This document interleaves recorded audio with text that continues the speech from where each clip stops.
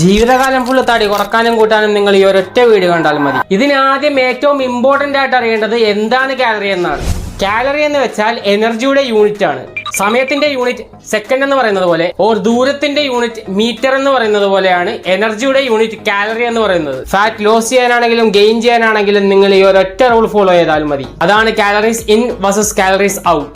നമ്മൾ ഡെയിലി കഴിക്കുന്ന ഫുഡിൽ നിന്നും കിട്ടുന്ന എനർജിയാണ് നമ്മുടെ കാലറീസ് ഇൻ. നിങ്ങളുടെ ബോഡി ചെയ്യുന്ന വർക്കും നിങ്ങൾ ചെയ്യുന്ന എക്സസൈസും ഒക്കെയാണ് നിങ്ങളുടെ കാലറീസ് ഔട്ട്. ഫാറ്റ് ഗെയിൻ ചെയ്യാനാണെങ്കിൽ നിങ്ങൾ കഴിക്കുന്ന കാലറീസ്, അതായത് കാലറീസ് ഇൻ കാലറീസ് ഔട്ടിനേക്കാളും കൂടുതലായിരിക്കണം. ഇതിനെയാണ് കാലറിക് സർപ്ലസ് എന്ന് പറയുന്നത്. അതേപോലെ ഫാറ്റ് ലോസിനാണെങ്കിൽ നിങ്ങൾ കഴിക്കുന്ന കാലറീസ്, അതായത് കാലറീസ് ഇൻ കാലറീസ് ഔട്ടിനേക്കാളും കുറവായിരിക്കണം.